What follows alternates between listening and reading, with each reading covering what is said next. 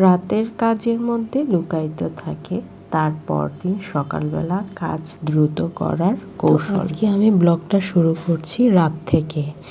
আমি সকালে কি নাস্তা খাবো সেটা আমি রাতেই ভেবে রাখি এবং রাতেই অর্ধেকটা তৈরি করে রাখি। যেমন সকালে আমি রুটি খাবো, তাই আমি রাতেই রুটিটা বানিয়ে রাখি যেন সকালে উঠে আমার কোনো তাড়াহুড়া না থাকে। আর রাতে তো আমি অর্ধেক কাজ গুছিয়ে রাখি, তার মধ্যে অন্যতম হচ্ছে রুটি বানানো।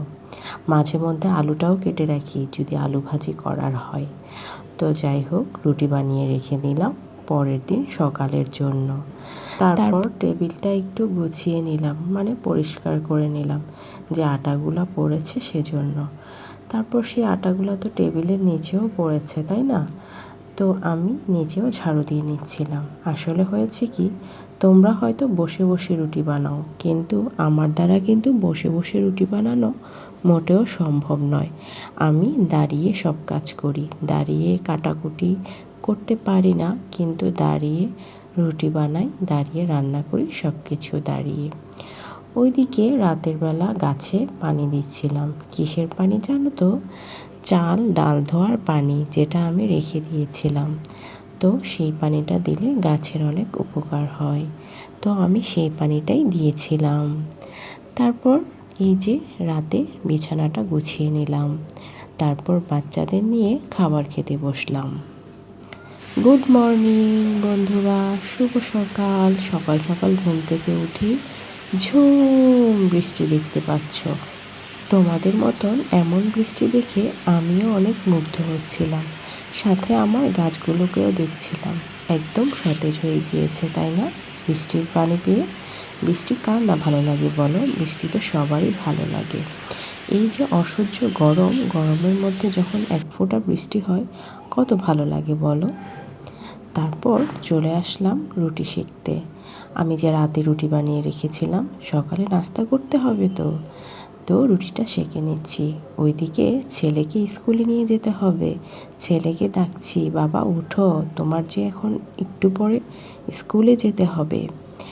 তো যাই হোক, রুটি দিয়ে কী খাবো সেটাই বানাচ্ছিলাম।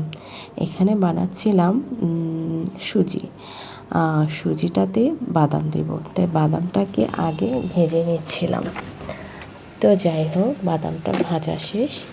এখন আমি সুজিটা ভাজবো। এখানে একটা এলাচ দিয়ে নিলাম, তারপর সুজিটা দিয়ে নিলাম। তোমরা কে কে আমাদের মতন সুজি দিয়ে রুটি দিয়ে খাও, অথবা হালুয়াও বলতে পারো, হালুয়া দিয়ে রুটি খাও সেটা। কে কে আমাদের মতন হালুয়া দিয়ে রুটি খাও সেটা অবশ্যই জানাবে। তো যাই হোক, কথা বলতে বলতে এইদিকে কিন্তু আমার হালুয়াটা রেডি হয়ে গিয়েছে। এখানে চিনি, লবণ আর একটু গরুর দুধ অ্যাড করেছি, এবং এদিকে কথা বলতে বলতে বাদামটাও দিয়ে দিলাম, এবং এটা রান্না হয়েও গিয়েছে। তো যাই হোক, ওইদিকে আমার ছেলের জন্য ডিমটা অমলেট করছিলাম। যদিও ডিমটা একটু ভেঙে যায়, তবুও সমস্যা নেই, বাচ্চা মানুষ খেয়ে ফেলবে। তো যাই হোক, ওইদিকে দেখো টেবিলে নাস্তাটা সুন্দর করে রেডি করে নিয়েছি।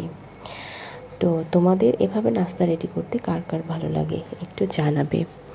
তো যাই হোক, ওইদিকে চলে আসলাম দুপুরের রান্নাবান্নাতে। দুপুরে কী রান্না করব? দুপুরে রান্না করব আলু দিয়ে ডিমের ঝোল।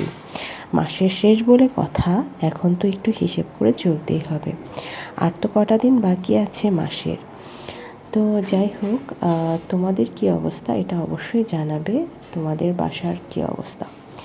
তো যাই হোক, এদিকে কিন্তু আমি আলুটা কেটে নিচ্ছি, যেহেতু আমি আলুটা দিয়ে রান্না করব।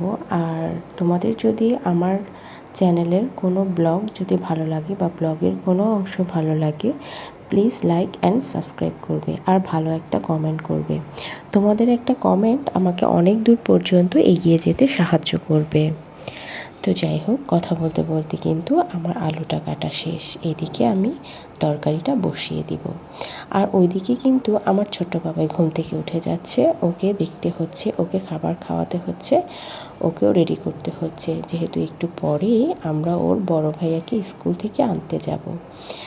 তো এইদিকে কিন্তু তুমুল বৃষ্টি হচ্ছে, তার মধ্যে কিন্তু আমি সকালে ঘুম থেকে উঠে অনেকগুলো কাপড় ধুয়ে দিই, এবং ওগুলা একটু যখন বৃষ্টি কমে ছাদে দিয়ে আসি।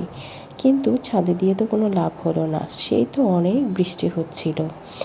তো যাই হোক, কিছু করার নাই, ওইদিকে আমি রান্নাবান্নাটা সেরে নিলাম। আজকে বলবো মহিলাদেরকে গীবত করা থেকে বাঁচার, মানে গীবত যারা করে এরকম মহিলাদের থেকে বাঁচার 3টি উপায়। যখন আপনি দেখতে পাবেন যে কোনো মহিলা আপনার সাথে বসে কারো সম্পর্কে সমালোচনা করছে, নাম্বার 1, আপনি সেখান থেকে চলে আসুন। নাম্বার 2 হচ্ছে আপনি কথার প্রসঙ্গ চেঞ্জ করে ফেলেন। আপনি হয়তো কোনো ইবাদতের কথা বলতে পারেন, ভালো আমলের কথা বলতে পারেন, পারিবারিক অন্য কোনো সুযোগ সুবিধা থাকলে ওগুলোর কথা বলতে পারেন, এগুলা বলে কথাটা ঘোরাতে পারেন।